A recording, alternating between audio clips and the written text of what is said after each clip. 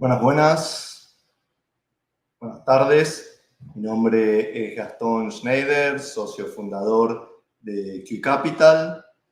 Hoy es martes, octubre 29, son las 5:04 de la tarde acá en Miami, en Estados Unidos, y hoy vamos a hacer un webinar para charlar un poco de diversos temas. Vamos a hablar del tema del financiamiento hipotecario para extranjeros que compran en Estados Unidos, por ejemplo, propiedades residenciales, comerciales. Y también nos acompaña en este webinar Carla Ansaldi, abogada de inmigración acá en Estados Unidos, que va a conversar y a charlar y explicar las diferentes formas de inmigrar inteligentemente hacia Estados Unidos para la familia, para empresarios, etc. Y también nos acompaña la abogada Sabrina Smolevich, que desde Argentina, que nos va a explicar las diferentes formas de estructurar sociedades americanas y cerrar propiedades o escriturar propiedades en el mercado de real estate, comerciales y también residenciales. Así que las presento, está Carla, está Sabrina, se quieren saludar brevemente y luego empezamos a hacer la presentación formal con los diferentes slides. Hola, buenas tardes. Muchas gracias por la oportunidad. Muchas gracias. Buenas tardes. Listo. Entonces, para hacerlo dinámico, sin más presentación, vamos al grano, vamos al punto. Vamos a hablar de las diferentes formas de financiar propiedades residenciales y comerciales siendo extranjero acá en Estados Unidos, cómo comprar una propiedad con crédito hipotecario siendo extranjero. Nosotros somos una empresa de créditos hipotecarios basada en Miami, en la Florida. Tenemos más de 17 años de experiencia, tenemos oficinas en 5 países, en México, Argentina, Colombia, también en Chile, en Bolivia, y aquí en Estados Unidos, en Orlando y en Texas. Estamos habilitados para hacer financiamiento de diferentes estados, por ejemplo, en la Florida, en New York, en Texas, en Colorado, etcétera, y hemos cerrado más de 5.000 millones de dólares en hipotecas en los últimos años. Así que tenemos una cierta experiencia y cultura de los créditos hipotecarios. Un poco de mi persona, soy argentino, nací en Argentina y me inmigré a Estados Unidos hace más de 27 años. Estoy aquí en la ciudad de Miami y junto a Mauricio Ordóñez hemos fundado Q Capital y hemos, otorgado muchísimos créditos hipotecarios a extranjeros y también a americanos o residentes en la Florida y en otras ciudades de Estados Unidos. Luego, para entrar en tema, es cuánto se puede financiar siendo extranjero. Entonces, se puede refinanciar entre un 50 y un 75% del valor de la propiedad. ¿Qué quiere decir el valor de propiedad? El banco hace una tasación de la propiedad y toma la evaluación de ese inmueble, es como una foto en este momento, y le otorga un financiamiento entre 50 a 75% del valor de la propiedad. ¿Qué tipo de propiedades financiamos? Residenciales y comerciales. Dividimos qué son las dos. Residenciales puede ser condominio, casa o townhouse, que es un tipo de vivienda residencial. Y comercial, que puede ser un shopping plaza, un hotel, terrenos, créditos de construcción, puede ser bodegas, puede ser oficinas, etcétera. Todo lo que tiene que ver con comercio y con la parte de real estate o ladrillo. Como hablamos brevemente, el crédito de construcción es un crédito en auge de los extranjeros. Muchos constructores pequeños y medianos están llegando al sur de la Florida a comprar terrenos y luego hacer un proyecto de edificación de una casa, o puede ser un hotel, o puede ser un edificio multifamiliar también. Y luego el tema de propiedades de vivienda, como dijimos, de reparación, y que se llama en inglés fix and flip, que donde uno compra una propiedad para repararlo, se pasa un crédito en la compra de la propiedad y también el 100% de la reparación. Son los diferentes tipos de créditos que se otorga para el americano, en este caso para el extranjero también. La siguiente, por favor. La diferencia entre créditos privados y créditos bancarios. Q Capital, ¿en qué se diferencia con los créditos americanos de bancos establecidos acá? Por ejemplo, el Chase Bank, el Bank of America, el Wells Fargo, el Regions Bank o el PNC Bank, todos estos bancos son bancos americanos muy grandes, nacionales, pero no hacen créditos para extranjeros. Actualmente, después de la crisis de 2007-2008, salieron del mercado inmobiliario para el crédito para extranjeros y se concentran solamente en créditos para residentes o para americanos. Entonces, el crédito para extranjeros solamente quedó para pocos bancos que entienden la cultura latinoamericana y la traducen a la cultura americana. Son créditos, hablando bancarios específicamente, que amortizan en 30 años, puede ser con tasa fija a 30 años o 15 años, o tasa variable, que quiere decir que tiene una amortización a 30 años de vida, pero la tasa puede ser fija por 3, 5, 7, 15 años. Se va pagando con el sistema francés capital más interés, y luego el proceso de cierre o de principio al fin demora unas 4 o 6 semanas, por eso a veces decimos que en el contrato de compra se puede estipular 45 días, sería ideal para un cierre. Si esto lo comparamos con un crédito privado, un crédito que no es bancario, es un crédito más a corto plazo, de 30 años, como es un crédito bancario. El crédito privado es un crédito de 1 o 2 o 3 años, que se paga solamente el interés, no se paga el capital se lo paga hacia el final como un bullet, y el tiempo de cierre es mucho más rápido, se cierra entre 5, 7, 10 días de la transacción versus el banco que decíamos 45, 60. ¿Quién toma este tipo de crédito? Bueno, la gente que tiene una oportunidad y quiere hacer un crédito rápido para una transacción rápida, y luego lo puede refinanciar con un banco hipotecario regular. Hablamos de los 5 requisitos. ¿Cómo se califica para el tanto bancario o para el privado? Hablamos del bancario, que es el más tradicional. Siendo extranjero, necesita 1, visa y pasaporte para entrar a Estados Unidos. Si tiene pasaporte, por ejemplo, europeo, no necesita visa para entrar a Estados Unidos, solamente con el pasaporte. Luego, lo que llaman en inglés un utility bill, una factura de luz, teléfono, servicio de su país de origen, si es de Argentina, Colombia, Uruguay, presenta esa factura que viene en esa localidad, en esa ciudad. Luego, los estados de cuenta bancarios, que quiere decir, si el banco le financia un 70% y el cliente está dando un 30%, tiene que mostrar el 30% de liquidez en estado de cuenta bancario para que el banco de aquí americano le apruebe el crédito. Y luego una carta de certificación de ingresos que indique los ingresos de los últimos 2 años y el actual, y una carta de referencia bancaria. Esos serían los 5 requisitos para la aprobación de un crédito bancario. En cuanto al privado, es mucho más flexible y solamente con la visa y la aplicación de crédito estarían ok. Luego, las alternativas de crédito residenciales, el porcentaje que dijimos que se puede financiar es un 75%, el mínimo $200.000. Como dijimos, es un sistema francés de pago, se paga capital más interés y se va amortizando el crédito. Todos los créditos se pueden hacer a título personal, pero la mayoría de abogados o contadores para extranjeros aconsejan cerrarlo a título de una corporación, de una LLC o de una INC, o también se puede hacer una compañía offshore o un trust de otro tipo de estructura, ¿no? Entonces, el banco le puede financiar todo este tipo de créditos. Tipo de créditos que hablamos comerciales, nuevamente tocamos el tema que se puede hacer bodegas o warehouses, oficinas, centros comerciales, o shopping plaza, también, por ejemplo, single standing buildings como triple net, como el Starbucks o CVS o CVS, hoteles, también multifamilies, se financia un 70%, un mínimo de $300.000, y se paga un interés en capital durante el proceso de crédito y se amortiza a 25 o 30 años, y la propiedad califica por sí sola, que quiere decir que el banco va a fijarse en el flujo de caja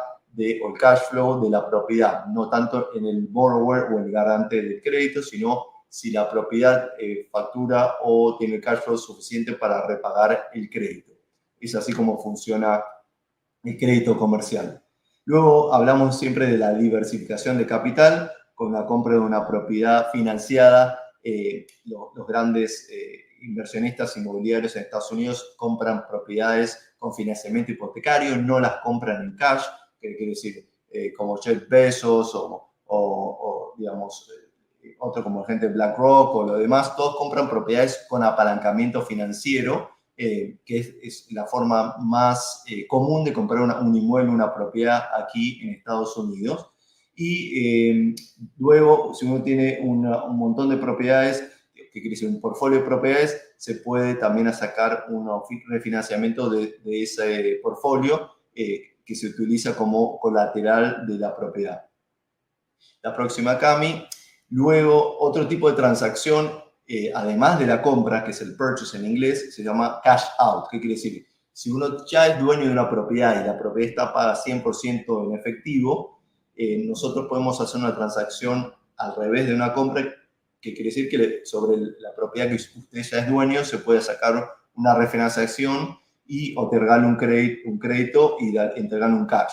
Entonces, como dice aquí, la información es cuando la propiedad está 100% paga, se hace una hipoteca contra el inmueble y se saca un 50, 60, a veces 70% del valor de la propiedad.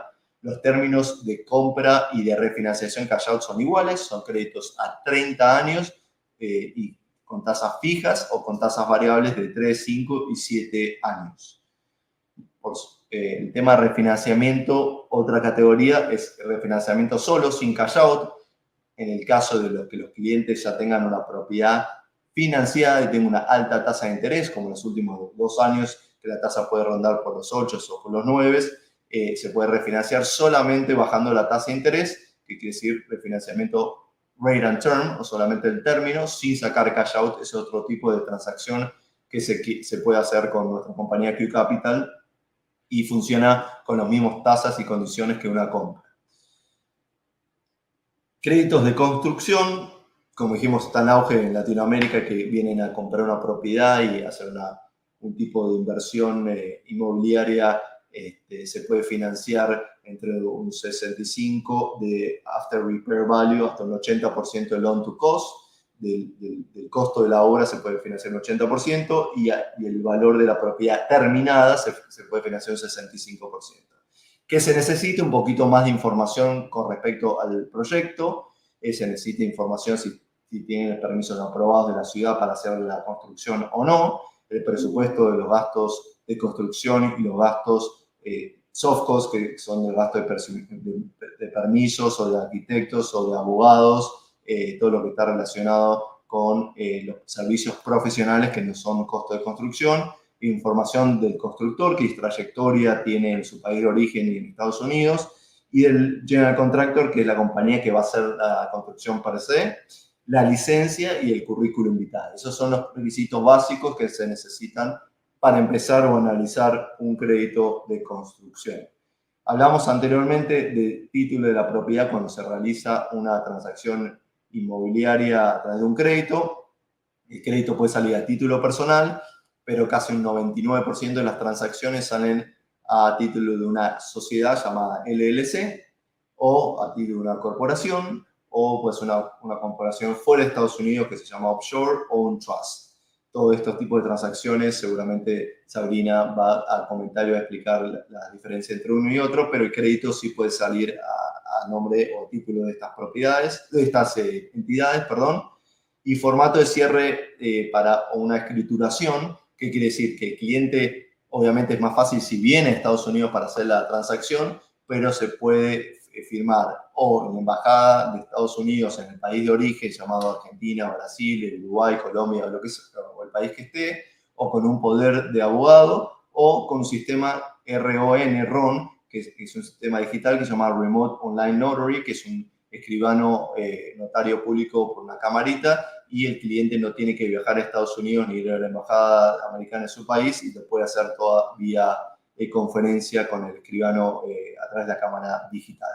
Esas son las formas de cierre de este tipo de transacciones. Nuevamente, nuestras oficinas en Miami, en la parte de aventuras, nuestra oficina central, también en Orlando, en Texas, y tenemos oficinas en México, Colombia, Bolivia, Brasil, Argentina y Chile para atender a todos nuestros clientes. Así que les agradezco el tiempo. Muchas gracias. Vamos a abrir después de las preguntas y comentarios al final de del webinar.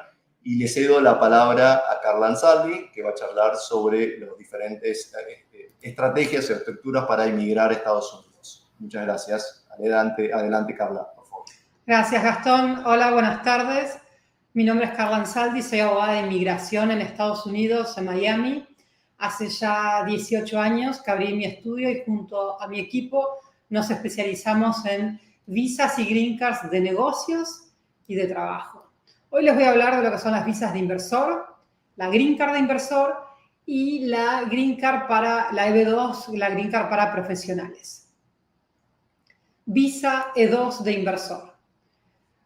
Realizar una inversión en un emprendimiento comercial es la forma más simple y rápida para vivir y trabajar en los Estados Unidos.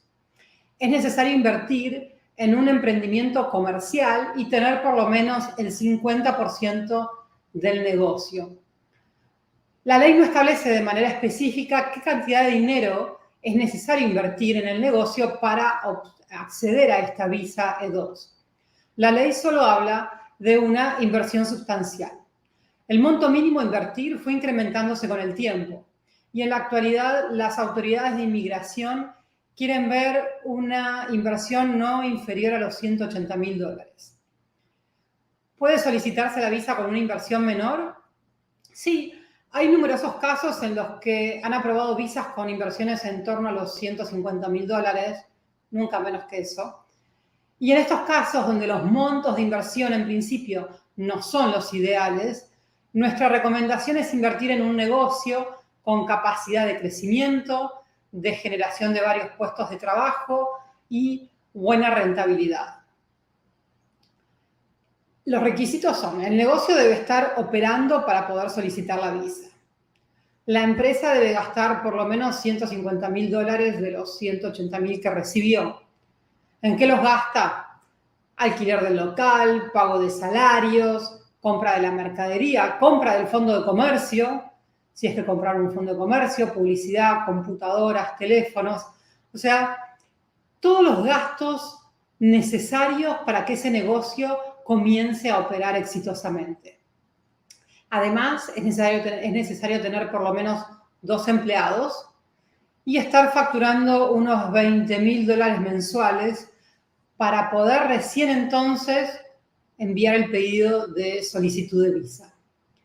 Es importante tener en cuenta entonces que antes de solicitar la visa, la inversión debe estar realizada, el negocio debe estar funcionando y generando ingresos. Y recién entonces podemos presentar la solicitud de la visa E2. Y el trámite a realizar finaliza con una entrevista en la Embajada de Estados Unidos en el país de residencia o de la nacionalidad del inversor, y el oficial consular hará foco en que el inversor entienda sobre el emprendimiento que va a afrontar, que cuenta con la capacidad de gestionarlo y dirigirlo exitosamente, y la clave está en demostrar que esta inversión va a generar utilidades, pagará los impuestos correspondientes y brindará trabajo en el territorio de los Estados Unidos. Ejemplos típicos de negocios con los que se puede sacar la visa: negocios en el rubro gastronómico, lavanderías, negocios de electrónicos, salón de belleza, embarcaciones, tiendas de diseño, tapicerías, limpieza de casas, talleres de auto, todos aquellos negocios que tengan la capacidad de crecer y de generar más puestos de trabajo. Y ya que el requisito es tener el 50% de la sociedad, se pueden juntar 2 socios con el 50% cada uno, que inviertan $180.000 cada uno, y obtener de esa manera la visa E2 con el mismo negocio. Y una pregunta que me hacen mucho es: ¿puedo comprar un negocio que dé pérdida? No es lo ideal, pero sí se puede explicar el motivo. Por ejemplo, que el dueño anterior lo operaba por pocas horas. Hay que demostrar también al momento de la entrevista que en los meses que operaron ese negocio, que compraron a pérdida, lo hicieron crecer y generar ganancias. Lo hemos hecho, han salido con éxito, pero hay que demostrar por qué el negocio generó pérdida y que lo pudieron hacer crecer. Siempre les pido que cuando encuentran un negocio que les interesa, me envían la información, así lo reviso y podemos analizar juntos si es un negocio viable o no para obtener la visa. Esta visa incluye al cónyuge, hijos hasta los 21 años, y la gran ventaja que tiene es que el cónyuge puede trabajar. O sea, a nivel laboral no tiene ningún tipo de restricción. Y la E2, esta visa se otorga por 5 años.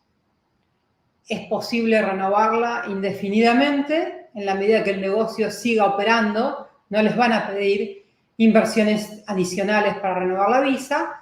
O también es posible renovarla invirtiendo en un negocio nuevo.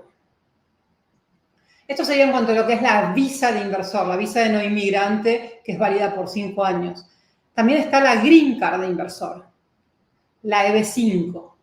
Esta Green Card, para el que ya viene a radicarse definitivamente en Estados Unidos, esta Green Card requiere una inversión de $800.000 en un centro regional preaprobado por inmigración o una inversión de $1.050.000 en un proyecto propio que ustedes van a gestionar y que genere 10 puestos de trabajo full time. O sea, $800.000 aquel que invierte en un centro regional, por lo general un developer que presenta un proyecto de construcción de un edificio, un megahotel, y esto les permite conseguir la Green Card de inversor al inversor, cónyuge e hijos hasta los 21 años. Y la gran ventaja de esta Green Card, que cambió la ley el año pasado, es que ahora se puede invertir el dinero e inmediatamente presentar el ajuste de estatus, o sea, estar viviendo legalmente con toda la familia en Estados Unidos mientras esperan la aprobación de esta Green Card. Y por último, está la Green Card EB2 de interés nacional para profesionales. La gran ventaja de esta Green Card es que no es necesario tener una oferta de trabajo en Estados Unidos, no es necesario tener un sponsor, no es necesario invertir. Hay que tener un máster o un posgrado o un diploma universitario de 4 años más 5 años de experiencia profesional. Esta Green Card la estamos haciendo mucho en estos últimos años porque es más accesible y hay que demostrar además del título universitario que califican para esta excepción de interés nacional. O sea, hay que demostrar que realizan una actividad que va a ser de interés nacional para Estados Unidos. Por ejemplo, investigación científica, médica, ingenieros en todos sus campos, asesores financieros, tecnología, cybersecurity, inteligencia artificial. Hay que hacer una preparación explicando en qué van a trabajar y por qué ese rubro es de interés nacional para Estados Unidos. Y además hay que demostrar que esa persona que pide la Green Card está bien posicionada para hacer avanzar esta iniciativa propuesta. O sea, que tienen experiencia, que tienen un grado de conocimiento superior al encontrado comúnmente en su campo. Y esto se demuestra con cartas de recomendación de expertos en la industria, ex empleadores, demostrando que son invitados a dar conferencias, publicaciones que tengan, notas o entrevistas que les hayan hecho o notas que hayan publicado. El trámite aproximado de esta Green Card es de 18 meses y también la recibe el principal, el cónyuge e hijos hasta los 21 años. Y la gran ventaja es que una vez que los chicos tienen la Green Card, a diferencia de lo que es una visa, no la pierden cuando cumplen los 21 años. O sea, este fue un pantallazo básico de lo que serían estas 3 visas, ¿no? La visa de inversor, la E2, para el que invierte $180.000 en un emprendimiento comercial, la Green Card de inversor, para el que invierte $800.000 en un Regional Center o $1.050.000 en un proyecto propio que genere 10 puestos de trabajo, o la Green Card EB2 para profesionales. Y ahora los voy a dejar con la abogada Sabrina Smulevich y luego vamos a estar contestando sus preguntas. Muchas gracias. Muchas gracias, Carla. Gracias a todos por su tiempo. Mi nombre es Sabrina Smulevich, soy abogada en Estados Unidos. tenemos oficinas en Miami y Buenos Aires, y a lo que me dedico hace más de 17 años es a asesorar inversores, principalmente extranjeros, que hacen inversiones en Estados Unidos en real estate de toda índole. ¿Qué quiere decir de toda índole? Puede ser desde la compra de una propiedad, desarrollo de un terreno, armado de un negocio, compra de un negocio para sacar una visa. Y lo que hacemos en el estudio es todo el acompañamiento societario, corporativo y jurídico para llevar a cabo las transacciones en Estados Unidos. Para esta charla elegí un par de temas para tratar con ustedes. Uno es cómo es el proceso de compraventa de una propiedad de real estate en Estados Unidos. Después voy a hablar un poco sobre lo que es esto que Gastón mencionaba, de que cuando uno hace una compra en Estados Unidos, lo ideal no es comprar a título personal, sino que típicamente se hacen estructuras. Y entonces les voy a contar un poco cómo es el proceso de armado de las estructuras, cuestiones fiscales a tener en cuenta a la hora de elegir cuál es la sociedad más eficiente. Y también les voy a hablar sobre una ley nueva que salió en referencia a las sociedades americanas, que es la Ley de Transparencia Corporativa.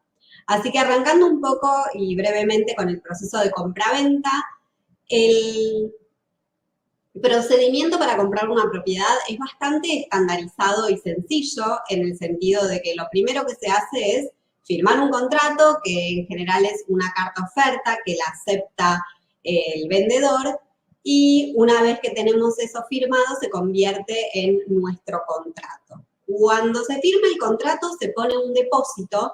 El depósito se pone en una cuenta de escrow. ¿Qué es esta cuenta de escrow que muchas veces se habla y se escucha? Es como si fuera la cuenta de la escribanía. No se le entrega plata a la otra parte, sino que todo el dinero de la transacción siempre va a estar en una cuenta de una tercera persona que tiene, obviamente, seguros de mala praxis y son cuentas altamente monitoreadas, que el dinero queda en esa cuenta hasta el día de la escritura, en el cual se entrega la plata al vendedor y se entrega el inmueble al comprador. Ese depósito queda ahí hasta el día de la escritura y arrancan los plazos del contrato. Uno de los plazos, muchas veces que se pone, es la contingencia de financiación. Si yo digo que voy a comprar, pero dependo de que me aprueben un préstamo privado o bancario, el contrato lo hago contingente a financiación y me doy un plazo para asegurarme ese crédito. ¿Y cuál es el rol del abogado y el seguro de título que juegan en todo esto? Es el abogado acompaña al cliente en todo el proceso de escritura, pero lo que se hace es que una compañía aseguradora reconocida a nivel nacional emite una póliza de seguro. Y esa póliza de seguro es la garantía de que el título no tiene reclamos. Y como también bien mencionó Gastón, todo lo que es la firma de la escritura se puede hacer ya sea en Estados Unidos o en la embajada de su país de residencia, en nuestras oficinas de Buenos Aires, para clientes que son argentinos o que se pueden de cualquier parte del mundo, pero que se acercan a la oficina de Buenos Aires. Tenemos el servicio de notario civil, que no requiere ir a la embajada y tampoco requiere firmar por notario remoto. Así que esa es una alternativa. Con respecto a lo que es la creación de sociedades, básicamente lo típico que se hace es armar una estructura americana para comprar el inmueble. ¿Por qué estructura americana? Porque las estructuras americanas lo que hacen es que el titular del inmueble sea una persona jurídica de Estados Unidos y por consiguiente hay ciertas retenciones e impuestos que aplican para personas extranjeras que las sociedades americanas no tienen. Ahora, cuando hablamos de sociedades americanas, podemos hablar de sociedades en cualquier estado de Estados Unidos, y ahí es donde entra la decisión de tener en cuenta en qué estado se está haciendo la operación y también cuáles son las particularidades de cada estado a la hora de incorporar compañías y qué conviene para el cliente. Por ejemplo, en Florida el registro de directores es de carácter público y en Delaware el registro de directores es de carácter privado. Entonces, si uno busca más privacidad para una inversión, armar la estructura en Delaware es una alternativa que otorga ese grado de privacidad que un inversor puede estar buscando.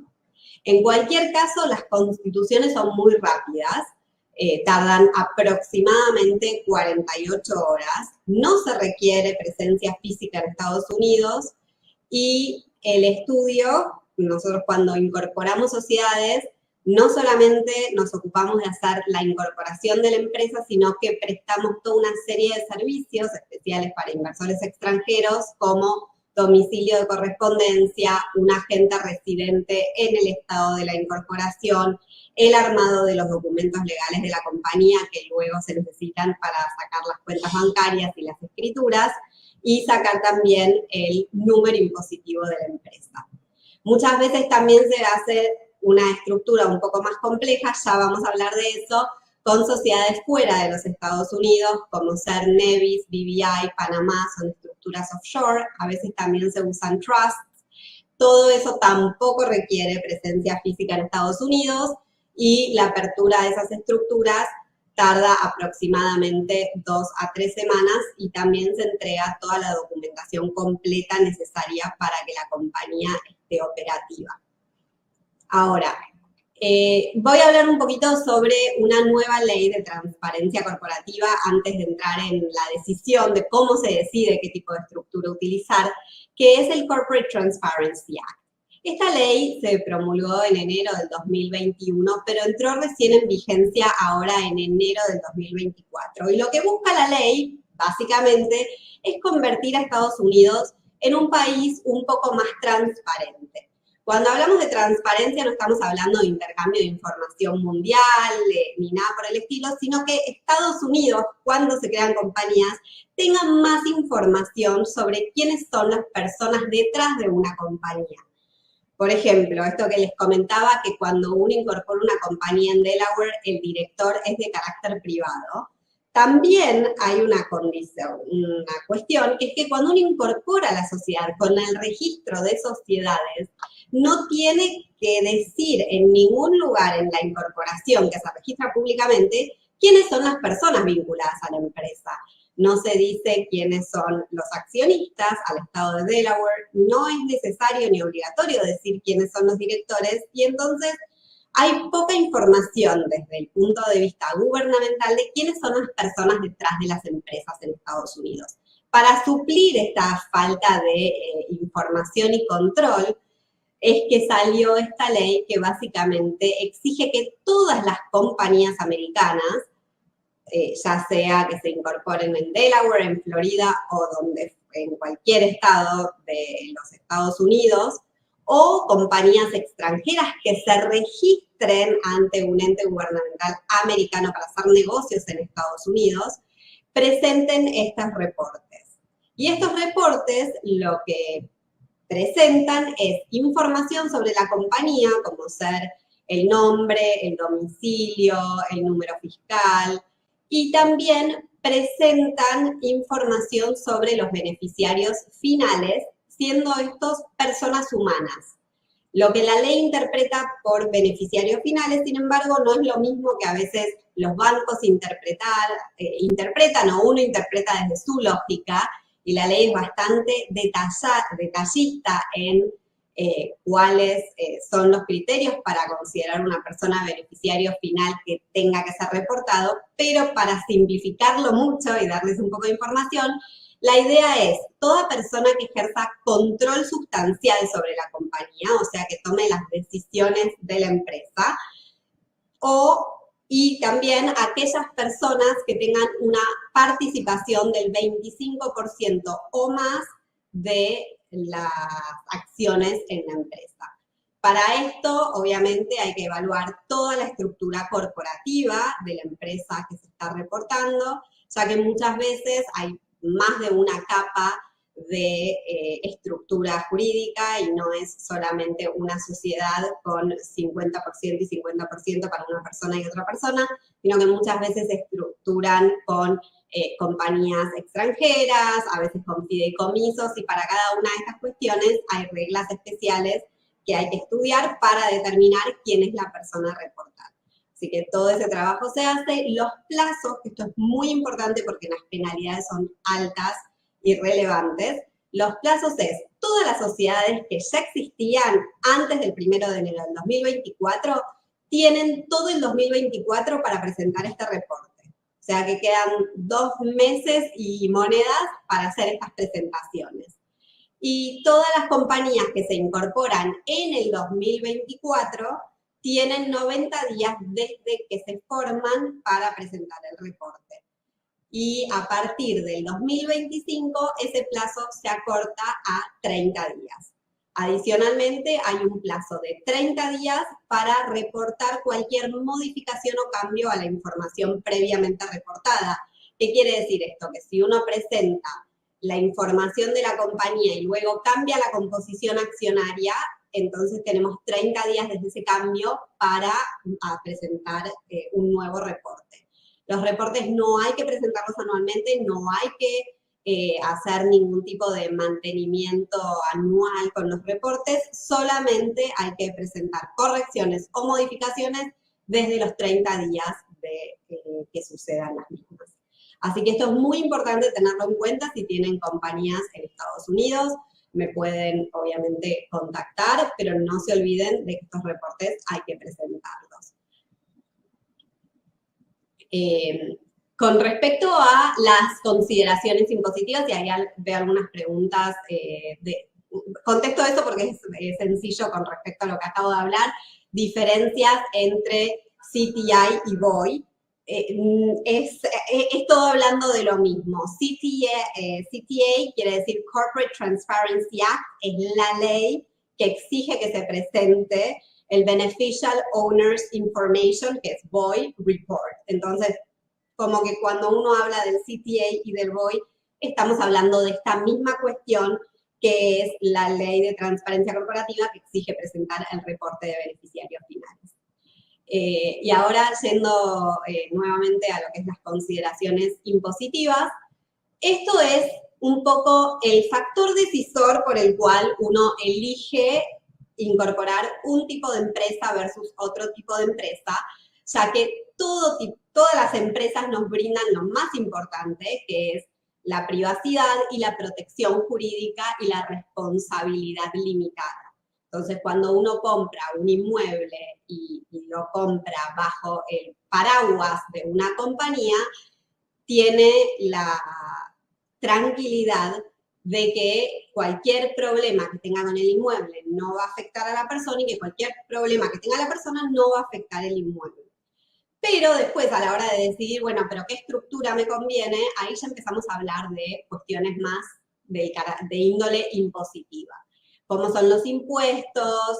¿Qué estructura me conviene desde ese punto de vista? Y hay 3 impuestos que son bastante relevantes, lo simplifiqué muchísimo para poder hacer un poco una presentación corta, pero con algo de información sobre este punto, que son el impuesto a la herencia, el impuesto a la renta y el impuesto al dividendo.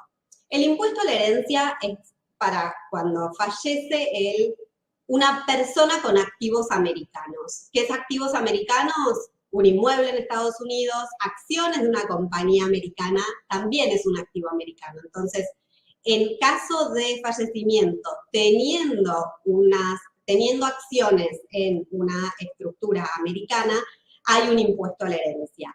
El problema que tenemos con el impuesto a la herencia es que para las personas extranjeras, el mínimo no imponible para este impuesto es muy bajo en relación a las personas americanas.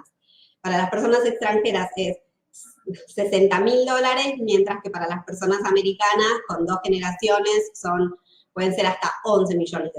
Entonces, es mucha diferencia de la carga impositiva que tienen las personas extranjeras y es por eso que siempre se trae este punto a colación cuando se hace una inversión en real estate, porque es importante proteger el patrimonio. Y para esto se usan a veces los trusts, a veces las estructuras fuera de los Estados Unidos para que ya la persona deje de tener un activo americano. Después está el impuesto a la ganancia, que obviamente se paga tanto en las corporaciones. En Estados Unidos la corporación es la que paga el impuesto, y en los partnerships la persona que paga el impuesto es el accionista, porque la sociedad aloca las ganancias y pérdidas a sus accionistas, y los accionistas son los que presentan y pagan los impuestos a la ganancia. La tasa impositiva de las sociedades hoy en día está en un 21%, más la tasa que pueda haber para cada estado en particular, que puede sumar en un 3, 5% o nada, dependiendo del estado. Y después la tasa de personas es una escala progresiva, cuanto más se gana, más se paga. Típicamente no hay una diferencia demasiado enorme entre la tasa que pueda estar pagando una persona y una sociedad. Y después está el tema del impuesto al dividendo, que las estructuras de partnership no los tienen, pero que cuando una corporación americana distribuye dividendos a una compañía o persona extranjera, tiene un impuesto del 30% sobre los dividendos. Ahí dice con excepciones, porque la excepción es cuando se cierra la empresa. Entonces, es por eso que a veces uno puede llegar a querer considerar armar una estructura de corporación con una corporación extranjera, pero no usar esa misma corporación para múltiples inmuebles, para que en caso de vender un inmueble puedan cerrar esa compañía y retirar toda la utilidad sin pagar dividendos. Para todo eso, mi recomendación es que se asesoren a la hora de hacer una inversión en un país donde por ahí no conocen las reglas del juego y los impuestos que aplican, para hacer un plan acorde. Parece por ahí complejo a veces, pero honestamente no lo es tan, y siempre es mejor hacer una inversión con conocimiento y asesoramiento previo. Así que quedamos a disposición todos para consultas que puedan querer mandar por el chat privado. Perfecto, perfecto. Muchas gracias a Carla, Sabrina. La verdad que es mucha información para digerir en 45 minutos, y yo aconsejo a que se contacten directamente con ustedes, que son las expertas, para interiorizarse en cada materia, porque la verdad cada caso es un mundo diferente, y creo que es mucho más conveniente hacer un Zoom, una consulta virtual o telefónica, que digamos a través del webinar. Pero bueno, tengo unas preguntas que me fui anotando, que quería consultarle, por ejemplo, a Carla. Con respecto a los chicos con visa de E2, ¿pueden estudiar en Estados Unidos? Los hijos que tienen las familias con E2, ¿pueden estudiar mientras los padres tramiten las visas? Sí, una vez que tienen la visa aprobada, sí pueden estudiar en Estados Unidos, escuela pública o privada, universidades. No pueden estudiar mientras que la visa no está aprobada, y tampoco pueden trabajar. Pero estudiar sí, seguramente. Ok, y con respecto a la visa E2, ¿también hay diferencia con pasaporte argentino o pasaporte europeo? No hay diferencia. Es una pregunta que me hace mucho.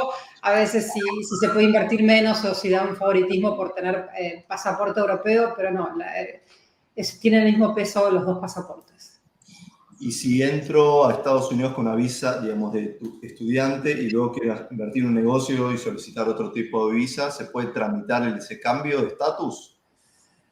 Es algo que muchos vienen primero con la visa de estudiante a ver qué logran hacer en Estados Unidos, y lo recomendable es no hacerlo, porque antes lo hacíamos mucho, las embajadas empezaban a negar las visas ahora diciendo que violaban los términos de la visa de estudiante al estar acá estudiando, invirtiendo en un negocio.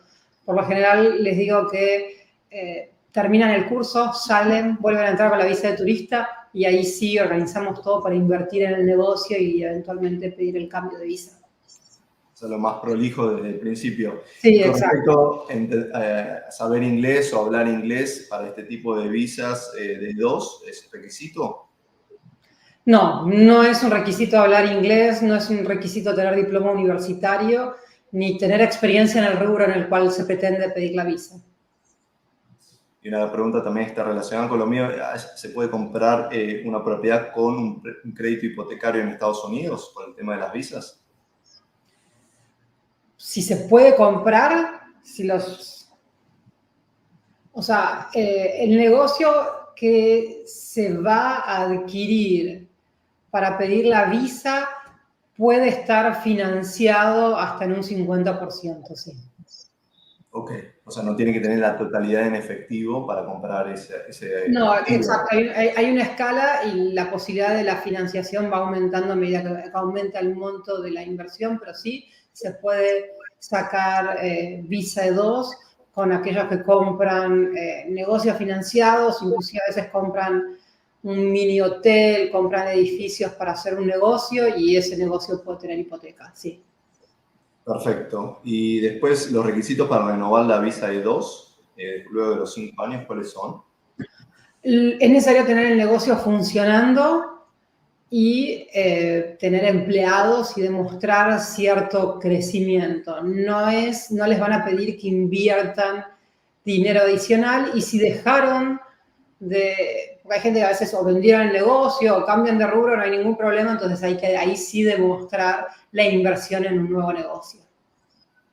Está bien, y la última pregunta sería, ¿se puede manejar un negocio teniendo una visa de turista? Sí, muchas veces hay gente que viene y hace de todo con la visa de turista y hay otros que tienen miedo de hacer algo con la visa de turista. Sí, porque sí se puede registrar una sociedad, invertir, y es la sociedad la que va a operar el negocio, es la sociedad la que compra el fondo de comercio, alquila el local, vende productos, contrata empleados.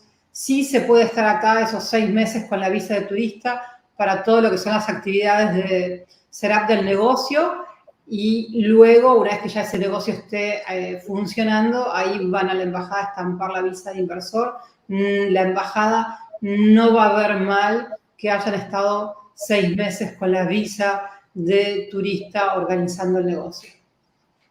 Perfecto, muchas gracias. Y un par de preguntas tengo también para Sabrina. Con respecto a la cuenta escrow, ¿cómo funciona cuando uno compra una propiedad de real estate? ¿Es seguro o no? ¿Dónde está el dinero? ¿Está en la cuenta bancaria del abogado o de un tercero? Es la cuenta bancaria del abogado o de la compañía de título que se va a encargar de emitir la póliza de seguro y hacer la escritura. Nunca es la cuenta bancaria del vendedor. Entonces, el vendedor no recibe ni $1 hasta que no entrega el título de propiedad. Y estas cuentas escrow, son cuentas que no las puede tener cualquier persona, digamos, no es que alguien puede ir y abrir una cuenta de escrow, se tiene que tener una matricante para ese cargo, para tener ese tipo de cuenta, y son cuentas altamente monitoreadas. Entendido. Con respecto a las sociedades americanas, si un cliente es extranjero, argentino, ecuatoriano y demás, ¿qué recomiendan? ¿Una LLC o una LLC, una offshore o una corp o una inc? Lo que más típicamente se utiliza es la LLC. La LLC tiene la facilidad de que fiscalmente luego se puede tributar como partnership o como corporación. Entonces, muchas veces lo que hacemos es arrancar con una LLC para poner el contrato, asegurarse, digamos, la compra y luego evaluar fiscalmente qué es lo más conveniente. Y a la hora de determinar fiscalmente qué es lo más conveniente, se tiene en cuenta un par de factores.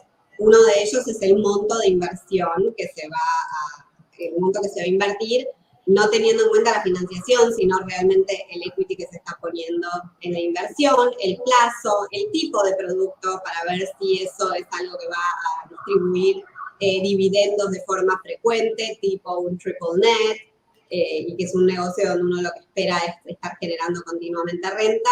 Y en base a eso, hacer un plan que típicamente sí va a incluir una compañía americana y ver si amerita sofisticarlo un poco más con una compañía extranjera o no.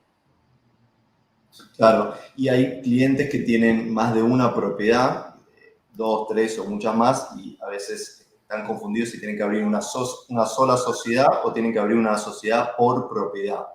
En ese caso, ¿qué le aconsejaríamos? Yo no soy fanática de tener muchas estructuras porque eso obviamente encarece y eso lo recomiendo únicamente si realmente va a generar una optimización fiscal de cada una de las inversiones.